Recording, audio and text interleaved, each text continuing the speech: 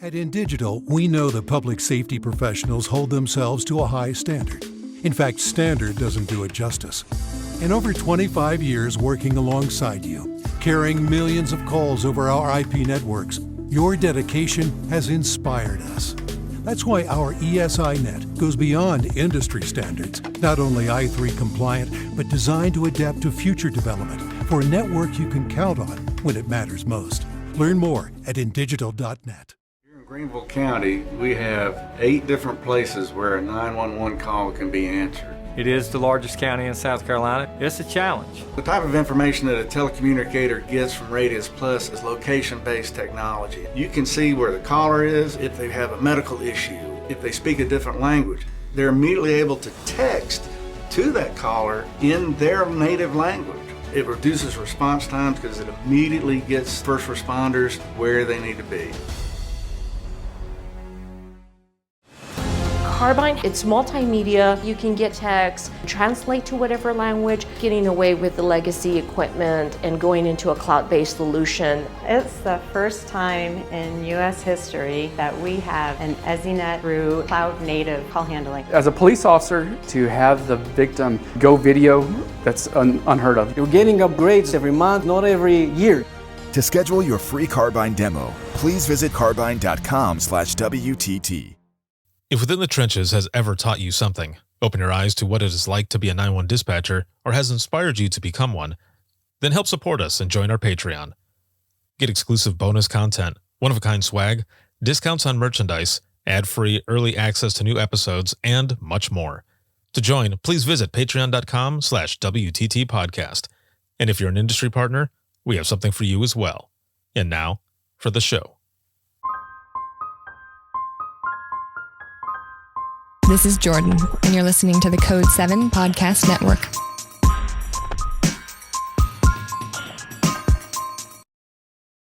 Warning. This episode contains the 3 A's of podcasting: adult content, adult language, and awesomeness. You've been warned.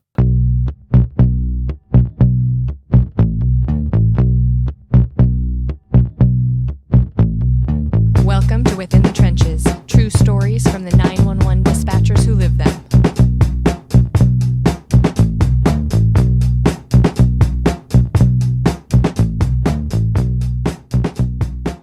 Hey, what's going on? This is Ricardo with the Code 7 Podcast Network, and this is going to be Within the Trenches, true stories from the 911 dispatchers who live them. This episode is sponsored by INdigital, RapidDeploy, as well as Carbyne, and a shout out to patrons as always. Thank you for everything. Whew. This month is going by fast. We've got a lot of amazing episodes, including this one coming at you. And I'm excited. I'm really excited. There's so much that is coming up. Potential new sponsors and more content coming from them as well. And I'm going to be out at the APCO conference. By the time this one goes out, I think it'll hit before APCO. If not, hope you had a good time at APCO. There's just a lot of episodes that I've been recording, so I'm trying to think of how all of these are going to drop. But either way, it's exciting. There's a lot of good stuff that's coming up. More bonus content coming for patrons, but also a lot of episodes coming for the flagship show, which is this one, Within the Trenches podcast. And then, as always, episodes of the DRT as well as open mic. So make sure to check all of those out. And I am excited for my guest today. We have seen each other at a few different national conferences and have been saying, we're going to do this. We're going to do this. And here we are. We are finally doing this. And I'm super excited to learn more about my guest and, not only her story, but everything that she's doing for 911 as a whole. So my guest today is Holly, and she's the training coordinator out of Orange County Emergency Communications in Virginia. Hello. Hello, how are you? Oh, I am doing good. As I said, it is good to finally have you on the podcast to learn more about you. And you've been at work today. Yes. Since like very early, right? You've had a lot of stuff going on. We had to push Yes. this back a little bit because you had drills going on, right? Yes, we had our emergency operations center drilled today for our county and with our surrounding counties. So we've been very busy with our EOC stood up for most of the day. So Oh, it's been a man. good day So though. So that's not, it wasn't just your county, it was surrounding counties as well. So you had a whole coordinated thing going on, huh? Yes, and we actually moved into our new building back in January. So this was the first real live drill in our brand new EOC and making sure everything works and getting everybody in the right places. So it was a learning experience, and it was a great day for all of us to come together for that. Ah, see, that's good. It's good when you say it was a great day for everyone to come together, because sometimes those can be a headache. and, Yes, but and I'm thankful we have an amazing team out here in Orange, so everybody really works well, and I think partly because 'cause we're a small community, so we know all of our other partners, and it just makes the day easier for everybody to work together. Oh, yes, that is even better. And for those in the general public who watch and listen to this podcast as well, what is up with the drills? What is it exactly that you all are doing? So we do drills so that if we do have a real world emergency, we have a nuclear power plant that's close to several jurisdictions that we're part of. And we do those drills so that if we have to evacuate an area or get residents out because something's going off there, then we've pre-planned, we've worked together, we know how to come together to make that as easy on our citizens and our community as we can. So we did stand up our EOC back when we had our big snowstorm in January. We had like 15 inches of snow. So we were evacuating people out to shelters because people were without power for an extended amount of time. So they're good learning experiences for when we have to actually use that in real world situations. Yeah, that is always good to be able to have that and go through it and everything. I remember when I was back in dispatch, we had, and again, this is in Michigan, so in central, or not central, Southwest Michigan, excuse me. And I remember, because our EOC was there in the central dispatch with us as well, and the head of our EOC. We were good buddies and stuff, and I just happened to be talking to him about a side project, and I was looking at the map where this power plant is, which it's not exactly that close to where we were at. However, it's nuclear power. Right. and I was asking him about this map and everything, and I said, okay, so to be honest with me, I said, if something were to go south with that place, and I see the area that we're in and how far it would reach, it's like, how long would I have before like it's bad? And he's like, Right. oh, you probably have about 10 minutes to get out of the area. And I was like, are you kidding me? And he started laughing, but then he never said yes or no. And I just stood there and I was like, okay, it's You're good like, talk. I need to move. I know. Yeah. I was like, good talk, man. I was like, all right, we'll continue on with my day. It That's was, great. yeah, it was funny, but also scary because he never said Yeah. yes or no, whether he was being for real with me. I was like, all right, well, I'll just err on the side of caution and just think that I have about 10 minutes before everything goes to hell. So, all right, thank Yes. you. And hopefully you'll get out of there quickly. Oh, right. Yes. Yeah. Otherwise, I'm gonna end up with like 4 arms and a few more eyeballs or something. I don't know. I don't know. But it was an interesting conversation to say the least. But I just wanted to ask you about that as well, because there's a lot that goes into those drills, but also for the public to know, what that is all about too. So that was good. Thank you Yes. for sharing that. Mhm. So I did want to also mention something here right off the bat before we get started into your story. As I mentioned in the beginning, before I brought you on, there's a lot of conferences that are going on. We've got a national conference that's coming up in just a couple of weeks, and it's coming really fast. And it's going to be in California. And I had mentioned to you that on your door, I see all your lanyards and everything else. I thought that was awesome. I've got a good buddy of mine. His name's Rob McMullen, and he has a spot on his wall, and there are lanyards from the very beginning of the conferences that he started going to, and it's just a plethora of lanyards all over the That's my place. goal. Yeah. Yes. I have every conference ribbon that I have gotten since I started here in Orange. Just because it ignites something in me to want to keep going to conferences and learning and networking and teaching and meeting people. And it's been really fulfilling in my career. So that's motivation. That's awesome. That is really cool. And also for the APCO one that's coming up, I think that one, more so than the other two national conferences, they have a wall that's just completely full of every ribbon that you can think of. And, some of them are real funny too, right? So they've got Yes. a bunch of different things that you can put on there. And I think it's at that conference that I've seen the most people have, the lanyard is like what? It's like right here, kind of goes down to like the middle of your chest. But there have been folks that have had ribbons that go all the way down to almost their feet. So my ribbon from National Conference at APCO last year has 8 ribbons on it. Oh, damn. So this year I'm hoping that I have about 12 to 13 if they have the same types of ribbons as last year for all the different things. So Well, I am gonna have to make sure to find you and get a selfie with you to I will make sure that that happens. Yes, awesome. Yes, I wanna see how many ribbons you have on there. That'll be good. Uh, Goals. yes.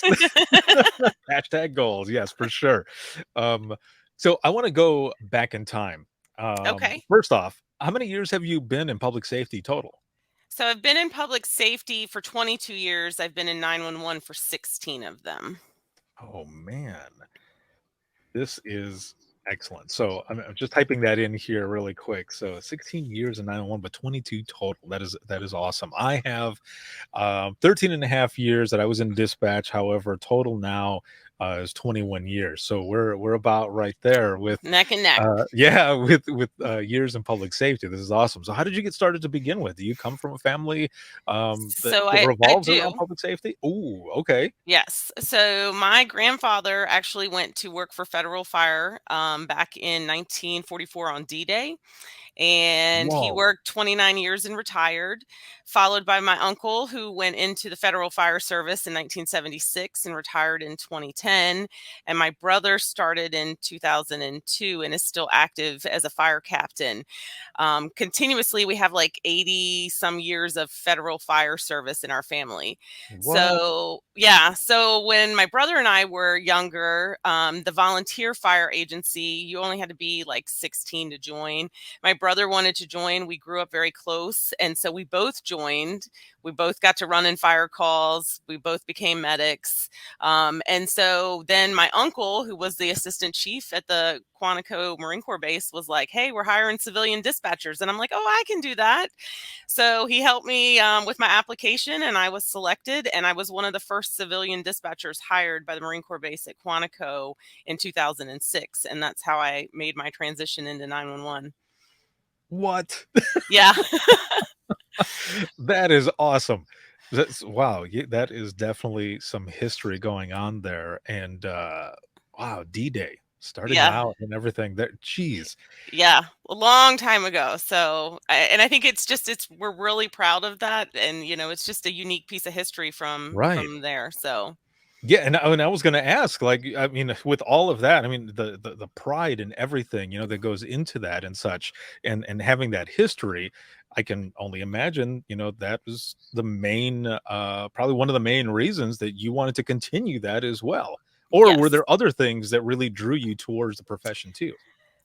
So I also, when I was a junior in high school, one of my best friends that I grew up with was abducted and ultimately murdered in Spotsylvania County.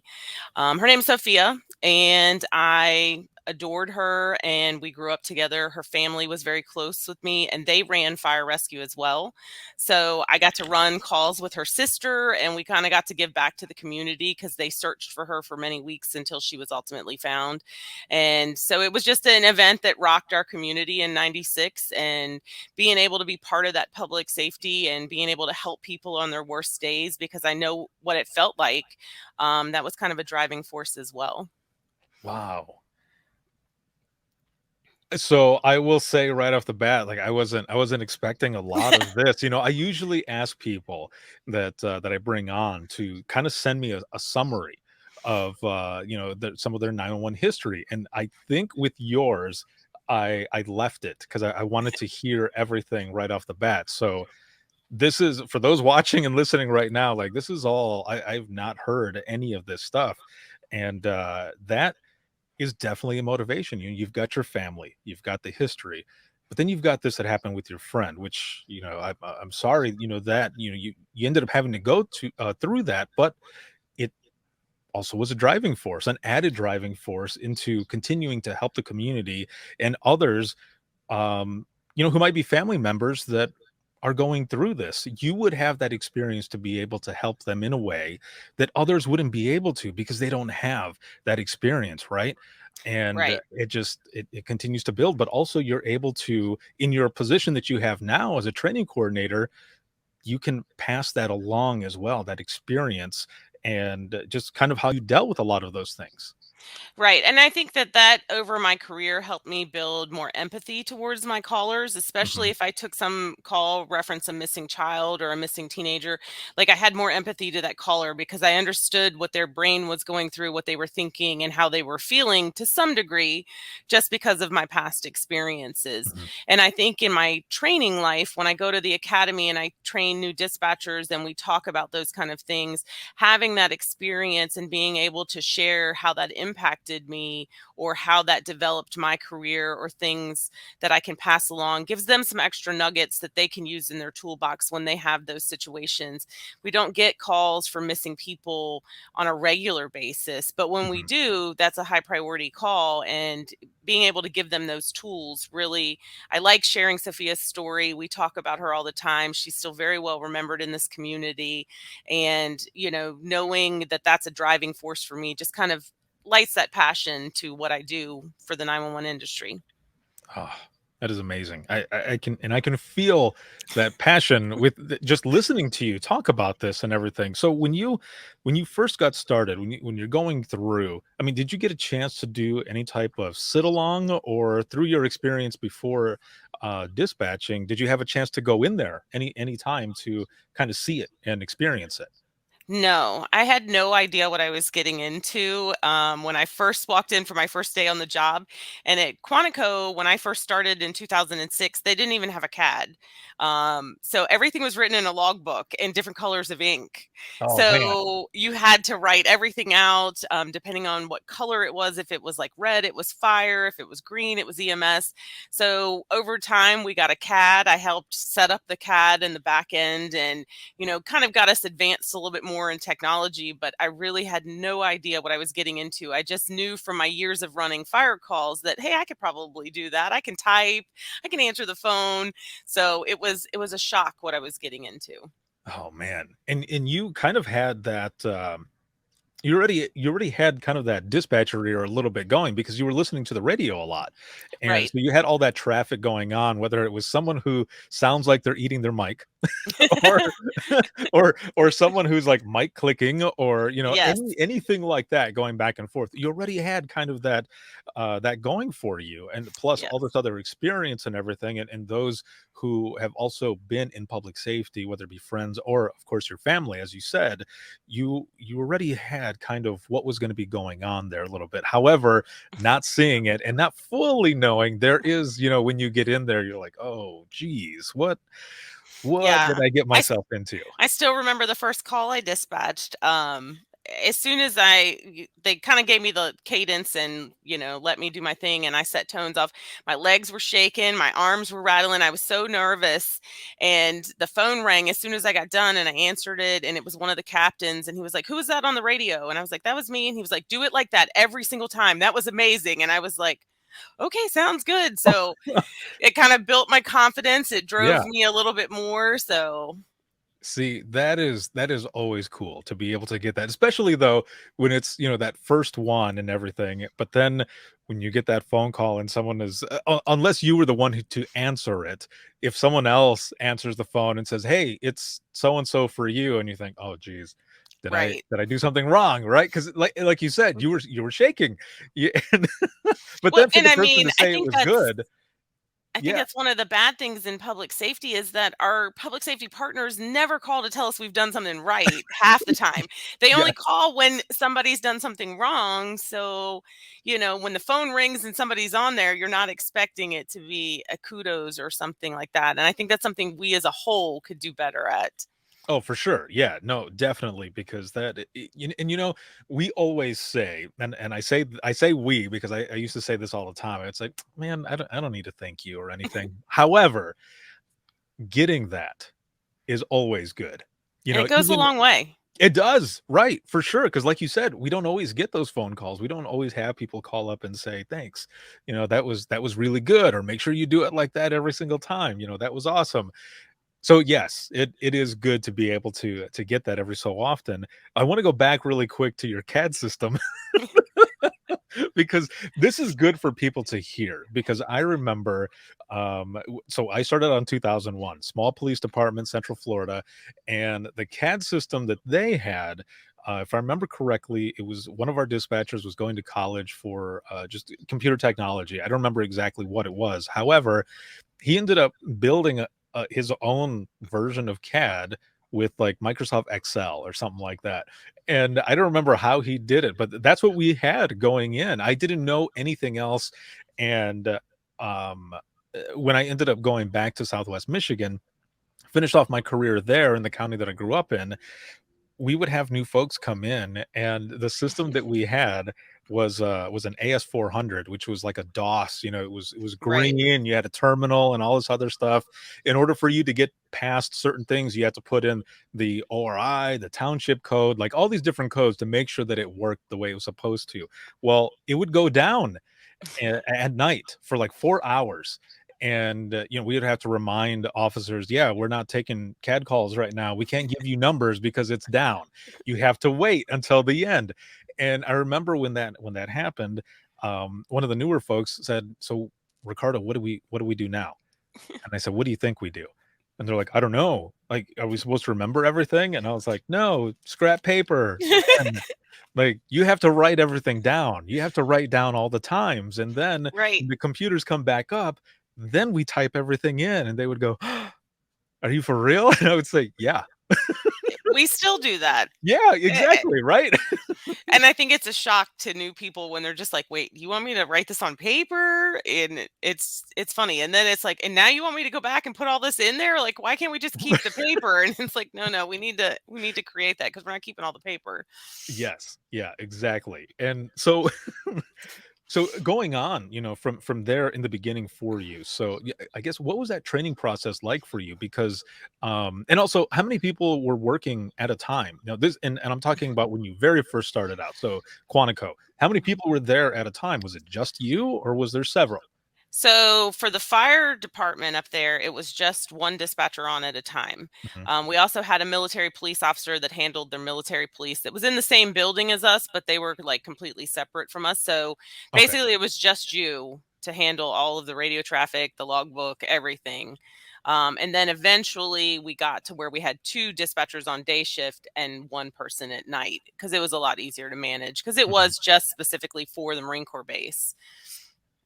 So you're doing just fire then, right? At this time? Yes. Okay, so then what was that training like for you in the beginning? And I guess kind of the process, and was there anything that surprised you? Because as you said, you were kind of getting into it, not knowing what you're getting into, and it sounded like it might have been kind of overwhelming at times too.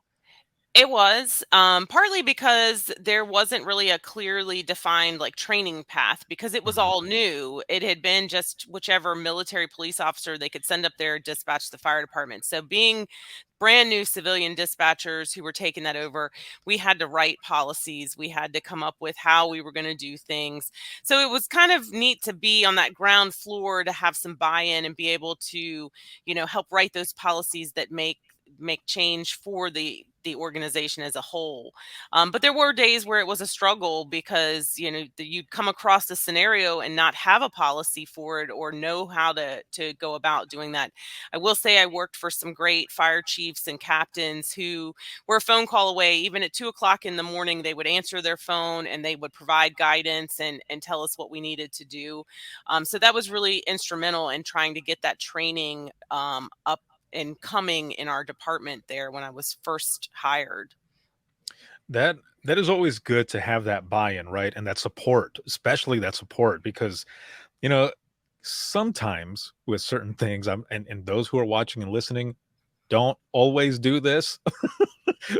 Don't listen to me. I'm just saying that sometimes there are moments where you have to go rogue, especially when you're in a situation like you were in where, there's not a lot that people know. You're pretty much developing it, right? Whether it be Right. policy, training, or whatever. And if you can't get a hold of someone, you kind of have to go rogue with what you're doing.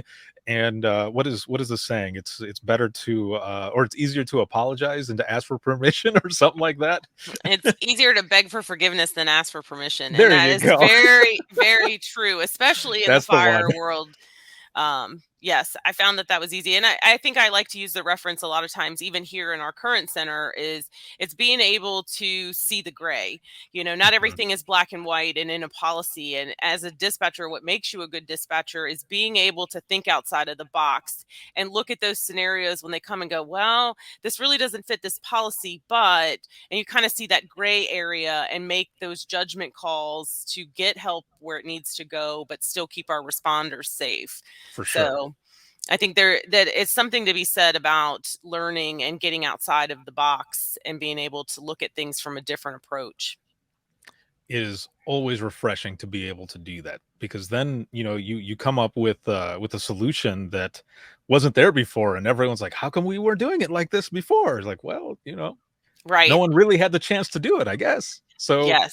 how many years were you in that agency before you ended up going to where you're at now? So I was there for just shy of 13 years. Mhm. And I left just a little over 3 years ago to come to Orange. The one thing about the Marine Corps is it's federal government, so there's not really a hierarchy like you see in your regular 911 centers. There's not like CTOs or supervisors. There was basically one supervisor that worked Monday through Friday, and then the dispatchers were kind of on their own. And I really wanted more out of my career. I wanted to grow. I wanted to have a team that I could lead and I could develop them. So as chance would have it, my same uncle who retired as an assistant chief had worked as a contract police dispatcher side by side with me for the last 9 years that I was at Quantico. And he came in and said, I found this newspaper ad. You really should apply for this job and go. He's like, you deserve so much more out of your career. He's like, your talents are needed somewhere. So I applied and they offered me the job. And I was quite surprised because at that point in time, most people, they promoted from within. So getting in as a supervisor from the outside, I thought this is going to be a challenge, but it was by far the best leap of faith I think I've ever made in my career. So you went directly in as a supervisor where you're at now? I did. I got Whoa. hired from the outside as a supervisor. So That is awesome. And you're right. That doesn't always happen. right. And that is excellent and really shows, the experience that you have and everything that you've done, that they were able to bring you in as a supervisor, and also making the transition. Okay. You were there for, you said, just a little over 13 years in the first one, and then you end up coming to the next one. Was there anything that was different or anything that surprised you in that setting? When I got to Orange County, so Orange is a very rural, small county, and coming from the Marine Corps base, which is federal government, and I walked in and they were showing me all of the technology that they had, things like Rapid SOS and those things. I was just like, this is crazy. We don't have this in the federal government. The caller ID and wireless phase 2 and Annie Alley. And I was overwhelmed. And I was like, you guys have a map that works, and there was just so many things. And I'm like, this is crazy that where I came from didn't have this kind of technology, because being part of the federal government, I would think our centers would have that. So knowing that Orange really invested in their center and their technology, I was super excited for all the resources I now felt like I had at my fingertips. But it was still a culture shock because they do things a little differently. So I had to get used to new policies and learn to lead my team and learn their systems. But I mean, if you can dispatch one place, you can dispatch somewhere else. You just have to, make that transition and learn a little bit. How many people work on the floor at the same time at this place where you're at So now? there's 3 dispatchers as well as a supervisor on the floor. And then if there's special events or something going on, we'll certainly call in other people. We have 6 positions that we can fill, but That's currently what we have going on. So each team has a supervisor, a CTO, and then 2 dispatchers. So dedicated CTO to each team. So was that hard at all, going in and having a little bit more, but having them focused in certain spots to be able to supervise, coming in, not working in that exact environment? The first couple of months were a little bit of a challenge. I had to kind of figure out how I wanted to lead. And when I left Quantico, I had a favorite captain that really taught me a lot of things. And his words to me were, at the end of the day, if you do nothing else, take care of your people, for they will take care of you. And it makes me like teary eyed. I still live by those words 3 years later. And that was always my focus was I want to lead people. I want to make change for them. I want them to do better. And that helped me grow as a leader, but it also helped me grow my team. And they're all amazing and I love them dearly. And that was really what was most rewarding for me, So making that transition, I guess. as a supervisor, then where you're at, or when you were, supervisor before you switched over to training coordinator, were you on the line as well? So you're taking calls and everything else along with everyone? Yes. All of our supervisors are working supervisors, so they're on the floor. It's not my primary job to answer the Mhm. phone. That's what the team is there for, but I'm there to Yeah. back them up. If somebody's out sick, I can cover the channel for the day. But I had to learn how to dispatch all of their channels. Because we have 2 police departments, a sheriff's office, and then fire rescue. So you have to learn how to dispatch all of the channels and their policies. So it was like jumping right in there and getting your hands dirty, but it makes it easier being a supervisor. If I'm asking you to do something and I know how to do it, then I can explain it if you don't understand it. And that was really important to me. That's probably, I mean, that's the best way to do it, right? Jumping in and just taking it on. Now, in the beginning, you're dispatching fire, but now you're doing all disciplines, right? Yes. So how was that? Was that any different then? Because I've spoken to people who they go from just doing one to then having all of them, and they're like, oh man, this is Well, completely different. I kind of set myself up for that. So when I was actually still at the Marine Corps, I Mhm. had a friend that was high up in public safety at the University of Mary Washington that's close to us. And they were looking for some part-time dispatchers and they did nothing but police. So I was like, hey, I want to be a part-time dispatcher so I can get some police experience under my belt where it's not too crazy and busy, but I'll at least know what's going on so that if we ever have supervisors or something, I have that experience. So I actually worked there for like 2 years part-time so that when I made that transition, at least I still had some police experience in my background. But it was a challenge trying to get used to all of the different units, and it's a lot more than having 1 or 2, police officers out at the college campus versus a whole county full of deputies and police officers. But that shows your passion for this profession as well, because you set yourself up to be able to have that experience just in case Right. something ended up happening where you were at in the beginning, and you had that experience going into Orange County now. So that's pretty awesome. That says a lot about you. It's just like, I remember being in dispatch, and we would have people who would come in to do a sit along just to see what it was like before they decided that they wanted to go through the entire hiring process, training, and everything else. And we would tell them that they only needed to stay for a couple hours. And some of them would stay those couple hours, and then there'd be others that would stay 4 or 6 hours. Sometimes the whole shift they would be there because they really wanted to get in there. And to me, that showed me that you were really, really interested. Like, you really wanted to do this. So for you, like, I have to applaud you. You put yourself in that position to be able to have that experience so that you would have it going further. Um, yeah, it says a lot about you. So in the training over in Orange County and everything, do you remember some of those first calls that you took there? I remember a couple of them. We Mhm. have some strange road names that have strange spellings. They're not the common way of spelling it. It used to just fluster me, and I had a great team of people. So 6 weeks after I got here, the supervisor I was training with left. So it was like, here's your shift, here's your channel, here's your people. So and then I was in charge and I had to hold down a radio channel, and I'd only been on the radio for like 2 weeks at that point. So being able to take calls and put them in, I was extremely overwhelmed most of the time, but I had some really good, dispatchers that would help, this is how you spell it, or this is where they're at, or this is what they said. So once I got that ear down for them, it made it a little bit easier, but it was a challenge. It really was. Yeah, some of those names suck, right? Yeah, Like they do. there was a trailer park that we had in the county. It was in the southeast corner of the county, and the names, like one of them was Bordeaux, and sometimes the officers wouldn't know, like they would say where they were at, but they wouldn't know how to pronounce it sometimes, or some of the dispatchers would put it in and they would go to say it over the radio. Or there was another one that's it's Versailles, but everyone always said Versailles.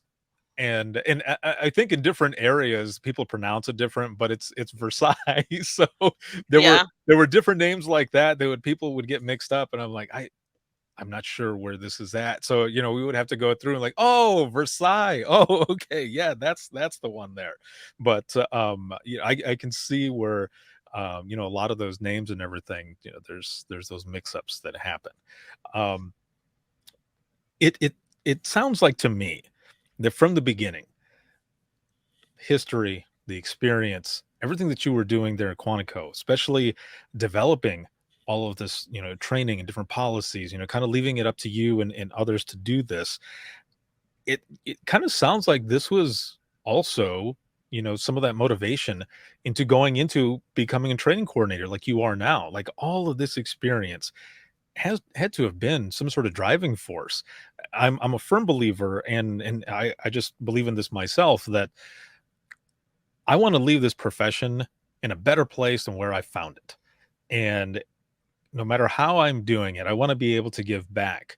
And for you, it sounds like training has been a huge thing, and you're continuing to push and create and evolve.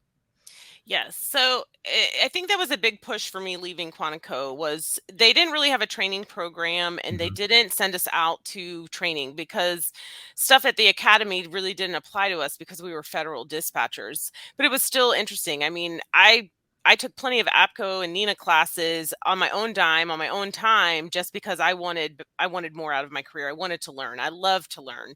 And that's why I got into teaching and training with our new dispatchers, just because I want to see them succeed. And I want the things that I didn't have. I didn't have a mentor. I didn't have a supervisor that coached me or taught me to do better.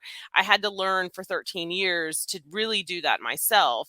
So then when I came out here and we got the opportunity, we on a whim put in a paper to talk about mentoring and stuff, and how that affects somebody, and it got selected for APCO 2021 in San Antonio. And we were just like, are you kidding me? Like, this is crazy. I mean, I remember getting that email that morning, jumping up and down like, we're going to go do this. And so we did, and we survived, and we've, since taught at several other conferences, and being able to share things that we've really worked hard in Orange to change our culture, change our training objectives, and make our staff happy that they're here and they're part of our team, and everything being team based. So being able to go and spread that information and help other jurisdictions and other agencies that maybe have staffing issues or morale problems, just the simple things like that's been huge for us when it comes to training. And we're making our people better, and hopefully making other people better. And they're taking those nuggets back to their centers and making their centers better. How important do you think it is to develop that, form of culture in a dispatch center, especially now, with short staffing, morale? You can see it on social media. A lot of people talking in some of the private groups like, oh God, I love what I do, but I hate coming because of this or that. And, I dealt with it as well in the middle of my dispatching career, where morale was just down. We were getting forced over for a lot of shifts, sometimes a couple of weeks before the shift was supposed to come. and because we were that short staffed, and people wanted to leave, but they stayed because, despite all of the craziness, we loved what we were doing. But how important is that? Is the culture, building a culture? I think the culture is like 110% of what makes or breaks an organization. Hmm. And I really think that that starts with the top. It starts with the leadership. It starts with your floor supervisors. And I think here for us, we've all tried to approach a team effort, and like we don't refer to our shifts as shifts, they're teams. We want everybody to feel like they're part of the team. We push that to them to try to uplift them and build the culture. And for me, when I was a supervisor on the floor, one of the things that I did for my team was Sunday mornings, we had Sunday morning breakfast. I fixed a full breakfast for them, and any of our road units that were working, they knew Sunday mornings were breakfast between 6:30 and 7. They could swing by, grab a plate, meet the dispatchers, get to know them. And that way we had fostered such a good working relationship with our road units because they broke bread together and they got to sit down and enjoy a meal. It was a thank you for me as a supervisor to my team for their hard work for that pay period or that 2 weeks, that, they were appreciated and that I heard them. And I think that makes a huge difference, something small that can really have a huge impact. I remember in dispatch, we would do something similar, and we would have on our team, we would invite not only the sheriff's department, but also any of the state troopers who were in the area to come in and eat with us. And, sometimes brown and blue butt heads. so it was always good to have them come in and just all of us chat, like you said, break bread, and just kind of talk and learn from each other. And it was always good to do that. It was one of my favorite things. And it's always good too, once you've done that, because one, you're putting a face to a voice, and you finally get to meet each other. And I think you become a little bit more closer than what you were before, because now you've got that connection, that face-to-face connection. But then it's also good to hear or to get a message from someone out on the road after they've checked on, and you say 10-4 or whatever you say to them, and they send you a message and say, I hear your voice and I'm comfortable. Like I know I know we're all gonna go home safe. Like everything is gonna be good because you're on the radio. And that always made me feel really good, but that also put a little bit more pressure on me too. Oh, absolutely. And we do have that, but it is nice Mhm. because you get to know them in person, and I know that this is your normal voice, and I know that if I don't hear that on the radio and you're excited, I know I need to send you help, or I Yeah. know that you need me to step it up. And I feel like that really fosters teamwork and being able to know them, and like you said, having a face to go with a name. And I try, like, now with our new folks, when they come in, like if somebody walks in, I'm like, have you met so and so? Like they're a new employee, and try to give them a face to go with the name. And that really, I think, makes a difference. Yes, definitely. I fully agree on that whole level, because we're with each other sometimes more than we are with our immediate family and stuff. So we have to have that connection. I mean, it's just being human. When I first started Absolutely. out dispatching, I I observed my trainer take one 911 call, and then he turned and looked at me and said it was my turn. And I thought, you got to be joking. And there's nothing else. What more? Isn't there more training? And I remember him telling me, basically to do this job, one, you need to be human. You have to have some thick skin, and you have to have common sense. And that's definitely what it was. Where in the beginning I thought, no, there's got to be more. Now I did have a 40-hour beginners dispatcher training that I did as well, Right. but in those first couple of weeks, it was all just jumping right in. Yeah. It's like baptism by fire. Yes, yeah, Got to jump definitely. in. That's the easiest way. But I mean, I think now, like, after having several years here in Orange, like being able to develop training processes and making it a little bit easier for our new people coming in to have some good dedicated training. We've got some different programs in place. We've also been partnering with our like the sheriff's office, because they have different like Project Lifesaver Mhm. or like animal control and stuff. And those partners will come over and do quarterly training to explain what Project Lifesaver is or what calls animal control can and cannot handle, especially for our new people. And having like extra training that really gives them some insight to that has really helped as well with our new trainees. Now, going along with like the new trainees and how we were talking before, having this experience, having some of these stories and everything, And if you feel comfortable, of course, what is a call that kind of sticks with you? I have a couple. Um, I mean, I guess as 911, we had a really tough suicidal caller that took a lot of teamwork back in 2020, and that one probably sticks with me. I probably will remember that call. He was just very adamant, and knowing that there wasn't a whole lot we were going to do to change his mind, but with all of the resources and all the technology, we were able to get help there and make contact with him and did everything that we could do despite the outcome, to try to get help to him. And that call just it was over an hour on the phone trying to locate him and get units walked into where he was. He was in the woods, so they had to hike into him and stuff. And that was a tough call for our team, and our team rose to the occasion that day, and that one will stick with me probably for a long time. Now, was there a debriefing or anything after that call? No, there was not. Um, which is also kind of, we've gotten better at that. Hmm. There was another call where I was a supervisor on the floor, and one of my dispatchers took a call for an an infant we'll say less than a year old, Hmm. that was not breathing, and she was doing everything she could to try to get CPR started, and ultimately the child did not survive that incident. And that particular dispatcher had just, I guess, was upset. She and her husband had been trying to start a family, and just knowing everything that she knew, she could not drive home from work that night. Her husband actually had to come pick her up because she sat in her car crying, and no one knew she was out there for over an hour because she worked an odd schedule that day. Hmm. And so, of course, once I found out about it, I'm like, we need to, get some things rolling. And our director at the time helped get a debriefing scheduled.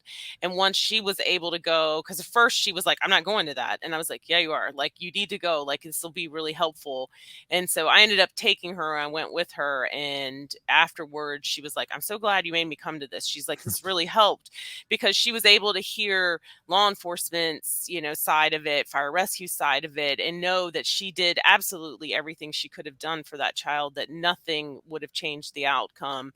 And I think that just gave her some peace of mind, and she was able to go home and go back to her normal routine where she had been struggling for a couple of days. So I think mental health sometimes is a scary topic. We don't like to talk about it, but there are so many resources out there, and we have to do better at taking care of our own. Like, that's one of the most important things for our leaders, our supervisors, even our, trainers. You're still a leader as a trainer because you're teaching our new people.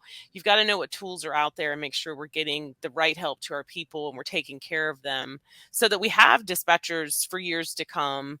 We don't want to run everybody off because of the trauma and the PTSD and everything else that they suffer from, because we do hear a lot of really horrific calls, and we don't get that closure at the end of it because we don't actually go to the scene, or we don't know what happened. So I think that's a really important thing, is having debriefings and making sure we take care of our own. Fully agree. I think it's, and I'm glad that you took that you took her as well, because I had a similar call in my career, and it took speaking to the sergeant who was out there. Fortunately for myself, my supervisor at the time, I wasn't a supervisor yet, but my supervisor at the time, her husband was the sergeant who went out there, and she and I actually grew up together, and we went to school together. And she graduated a year before me, and it was kind of funny that years later we would be working together in dispatch, and having all of these experiences and everything. And I take this call, and it had to do with an infant as well. We're going through CPR and stuff, and ultimately, the infant had already passed away, like about an hour or so before all of this was going on. But like your coworker, it messed me up. And my friend was sitting on radios, and I was on backup radios and phones, and she asked me if I was okay, and of course I was like, yeah, I'm fine. but she noticed that I was not fine, and because I'm usually a happy-go-lucky person, and I'm just kind of sitting there, and she asked what I needed, and I said, you know what, I just need to talk to the sergeant, to her husband. I just need to talk to him. I need to know what happened. That everything that I was able to do everything that I could, that there was nothing else that would change out that outcome, because it was screwing me up. And luckily, EMS and fire, they call up for their times and numbers. EMS had called up and they asked who took the call. And they told them that it was me, and I ended up getting the phone call from them because they wanted to talk to me. And sorry. I remember them saying to me that when they got there, they were doing textbook CPR, and that I had done a good job, and that there was nothing else that I could have done that would have changed the outcome, because of how long the infant had already been not breathing, had already passed away and such. And so that helped a little bit. And then when the sergeant got there, he sat with me for a moment and told me everything that happened. And that's what it took. That's that closure that we don't always get, right? We need to find out that information, and because then it's kind of left in the air, and what is it that we do? Right. We blame ourselves, right? Right. What else could I have done, or what should Mhm. I have done, or what could I have done differently, or what could I have done better? And I think that was one of the positive things that came out of our debriefing, was that the police chief for that department had never really looked at it from that dispatch standpoint of, we don't have closure. I was like, even if you would have just called, an hour or two later and talked to that dispatcher and said, like, hey, nothing you would have done would have changed the outcome. Even the best CPR in the world right around the corner from the hospital would not have changed this outcome. Mhm. That would have made that telecommunicator feel a whole lot better and be able to go home.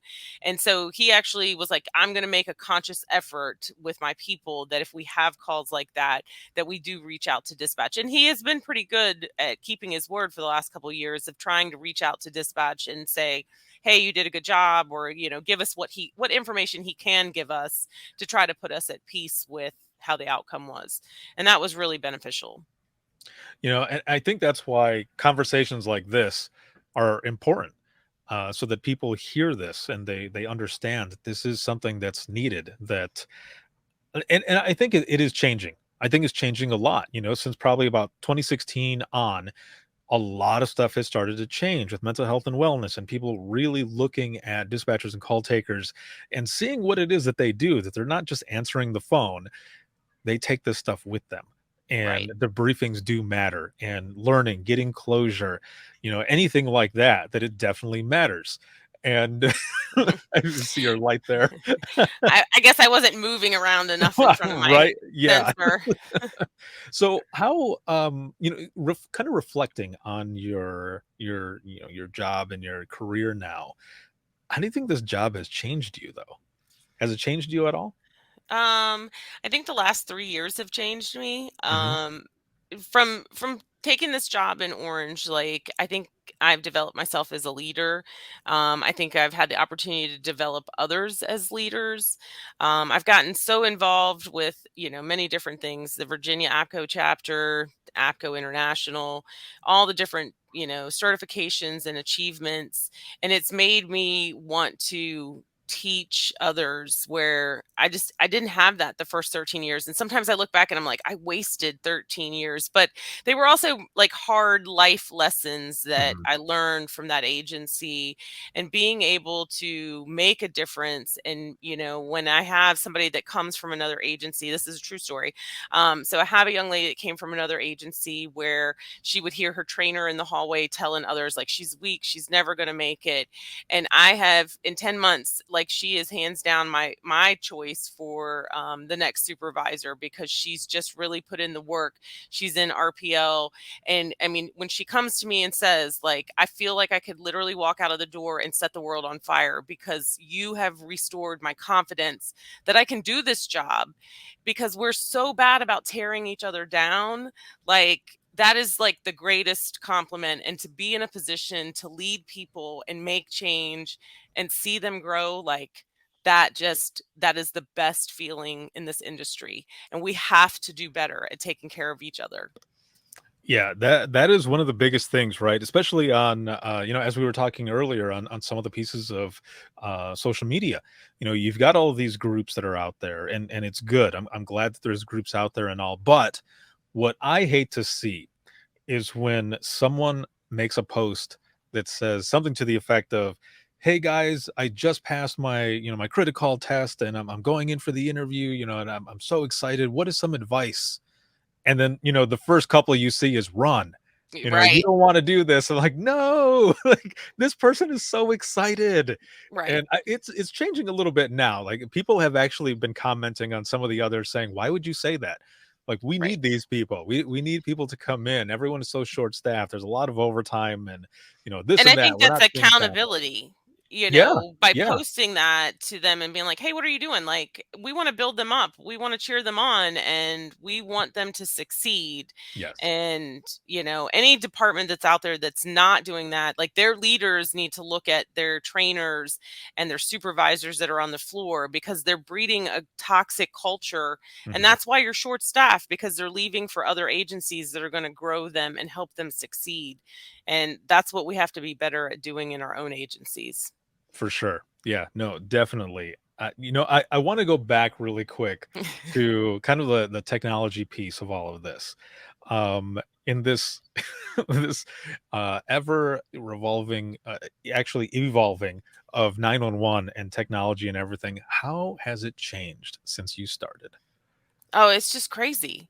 Um, I went to Navigator and I met the lovely folks from Carbyne in their booth and they were like, "Watch this." And so they were showing me like the technology of where like you can send a text and then you can access their camera and they can like be able to show you. And I'm like, this is crazy. I was Right. like, 20 years ago when I first joined the volunteer fire department, like I would have never thought that we would be able to see something through somebody's phone. I mean, back then you really didn't have the smartphones that we have now, Mhm. but I just don't think that I would have ever thought that technology would be where it is. And having so much of it at your fingertips is just amazing for our capabilities and being able to locate people, and it speeds up that service. We can figure out where you are, we can get help out there, and it's just the technology is amazing. And it's about damn time, right? Yes. Oh yeah, there's a lot of different things that are coming that I'm super excited about, and a question here as we're kind of talking about being able to access cameras and everything else, and video. Do you think that that will have an impact on our mental health in the sense that being able to see certain things, if we decide to see those, of course, it'll help with that closure factor? I I think it will help, but I also think it's going to be a challenge. Mhm. Just because I think there's some people that don't mind hearing it, but they don't want to see it. Right. But then again, I think that some of us that are seasoned after we've done this for a while, like we want to see it because we need that closure. We want to know what happened. So I think it's going to be a matter of like for us, not everybody will have to do that.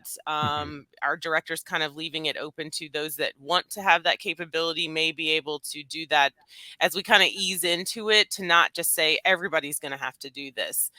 Because we certainly don't want to lose great dispatchers that maybe just aren't ready to see something going on, especially if it's some heinous crime in progress.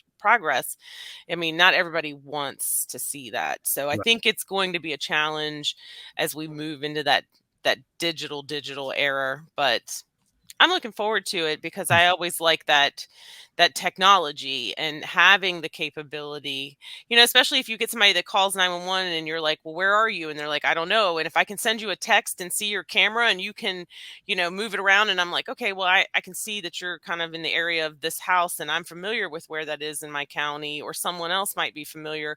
It may help out to you quicker. And I think that new technology, it's always scary because we're learning it, but I think with the right training and the right tools, it will offer some closure. It will help some of those dispatchers that just need that. And I think that's going to be a really good thing for the industry. I think it'll also end up putting us kind of almost neck and neck with what people see on TV and what we will actually have available. Because, a lot of people call in and say, can't you just see me where I'm at right now? And you're like, no, I can't. I'm like, It's not okay, well, TV. yeah, like I've seen this on TV, or we've got all these food apps. How can they find me and you can?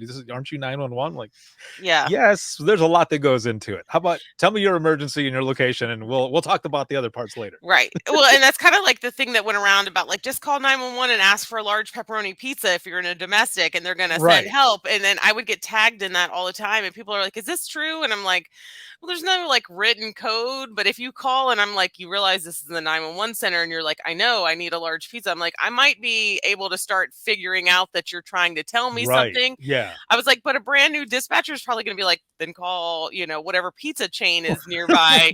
Like Right. you've called 911. So I'm like, it's not really a written code. So when those things get spread, I think that helps the public think one thing when it's really not what we do. So Right. Yeah. We definitely think outside the box, but we need a little that's more like information. way outside of the box. Right. Oh man, it has been amazing to have you on here to learn more about you, your history, your family's history, and also everything that you're doing now at the center that you're at as training coordinator, and really, like I said earlier, kind of wanting to leave 911 better than how you found it. So going into the wrap up of this episode, if you could go back in time with the knowledge that you have now to give yourself some advice in the beginning when you first started out, what do you think you would tell yourself? I think I would I'm going to show you my notebook.